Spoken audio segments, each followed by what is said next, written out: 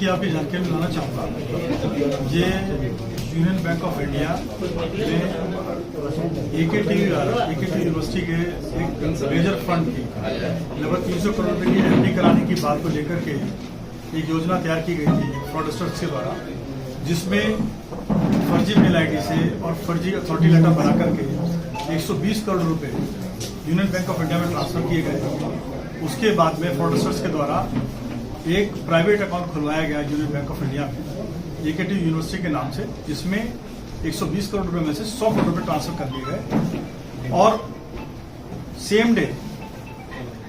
Same day loose checks लेकर के 6 checks के माध्यम से लगभग 99 करोड़ रुपया गुजरात के श्रद्धा एजुकेशन सोसाइटी के अकाउंट में ट्रांसफर किए गए, जहां से फिर वो अलग अलग अकाउंट को ट्रांसफर हुए।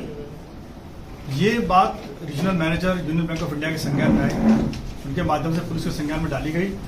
तो ये 99 करोड़ रुपया में से ज्यादा से ज्यादा पैसे को रिकवर करने का प्रयास किया गया, जिसमें से लगभग 98 करोड़ रुपया रिकवर कर लिया गया है। 1 करोड़ 20 लाख रुपया साइफन हो गया है। इसमें 7 मुलजिमों की गिरफ्तारी हुई है, जिसमें 2 मुलजिम गुजरात के रहने वाले हैं, देवेंद्र जोशी ये सूरत के रहने वाले हैं, उदय पटेल ये अहमदाबाद के रहने वाले हैं, जिनके अकाउंट्स यूज हुए हैं। इसके अलावा 5 लोग लखनऊ और लखनऊ के आसपास के रहने वाले हैं। इन कुल मिला के 7 लोगों की अभी गिरफ्तारी की गई है।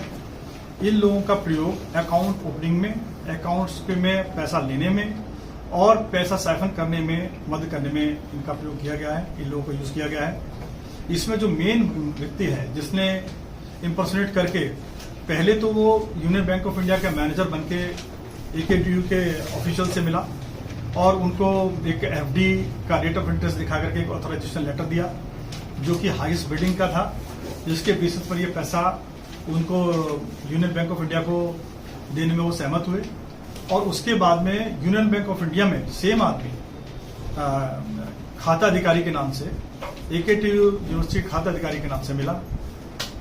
यहाँ जो लूप होल है वो ये है कि ना तो यूनियन बैंक ऑफ इंडिया ने ये वेरीफाई किया कि ये जो ऑफिशियल एकेटीयू की तरफ से मिल रहा है ये ऑथराइज्ड है या नहीं है, रियल है या नहीं है, और ना ही एकेटीयू यूनिवर्सिटी के ऑफिशियल्स ने ये वेरीफाई किया कि ये ब्रांच मैनेजर रियल है या नहीं है।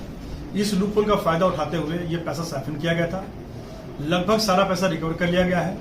7 लोगों की गिरफ्तारी की गई है और बाकी लोग जो ये मेन मुलजिम है, ये जो जिसने यहाँ पर फ्रॉडुलेंटली कार्रवाई करी है, ये मुलजिम, और इसके अलावा जो गुजरात में अन्य जो इसके पीछे मुलजिम है उनकी तलाश हम लोग कर रहे हैं। बहुत सारे अकाउंट्स और बहुत सारे नंबर्स हमारे पास हैं, जिनके माध्यम से हमें लगता है हम जल्दी से जल्दी को ट्रैक कर लेंगे और उनकी गिरफ्तारी करेंगे।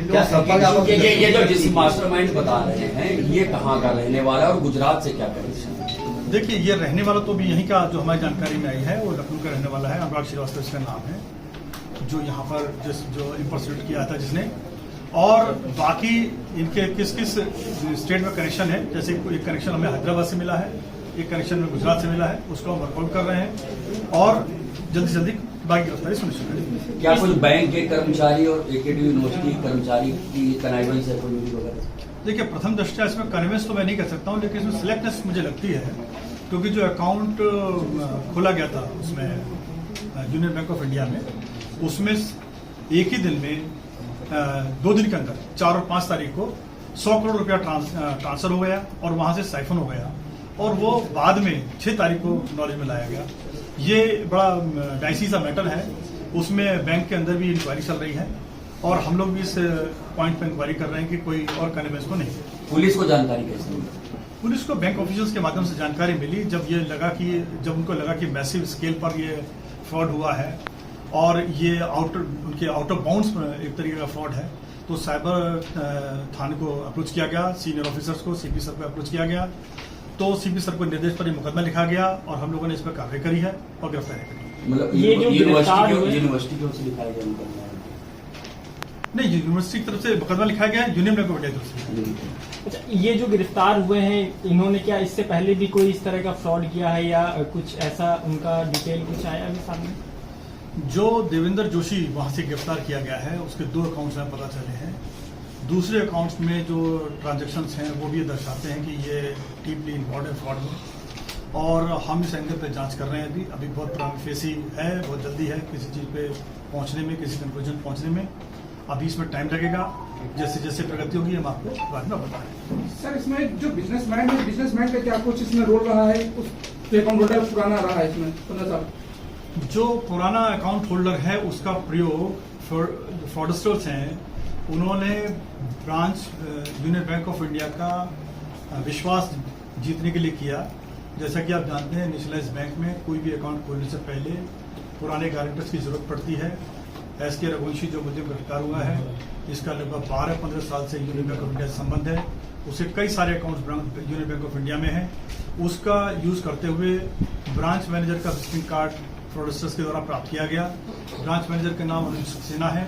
उसके नाम का इस्तेमाल करते हुए उसका मोबाइल नंबर और ईमेल आईडी दोनों चेंज कर दी गई, जो कि बाद में साइबर क्राइम के लिए यूज की गई। 7 लोगों के अलग अलग रोल क्या रहे हैं इसमें? देखिए, अभी 7 लोगों के जो अलग अलग रोल्स हैं, उसमें 2 जो मुलजिम वहां से पकड़े गए हैं गुजरात से, वो दोनों के दोनों मुलजिमान गुजरात में वो अकाउंट्स हैं जहां पर पैसा लैंड किया है। एस.के. रघुवंशी का रोल है, जिन्होंने फ्रॉडुलेंटली जो विजिटिंग कार्ड प्रोवाइड कराया है। 2 और साथी हैं एस.के. रघुवंशी के, दस्तगीर आलम और सुरेश चन्ना। इन दोनों ने वो कार्ड प्रोवाइड करा करके जो फ्रॉडस्टर था अनुराग श्रीवास्तव, ये उसके साथी हैं। इसके अलावा एक कृष्णकांत तिवारी जो गिरीश चंद्रा और दस्तगीर आलम का मित्र है। ये पूरा एक गैंग है जिनको कमीशन मिलना था, लगभग 3% का कमीशन तो मिलना था, जो जब पूरी रकम डिस्ट्रीब्यूट हो जाती है उसके बाद आता है।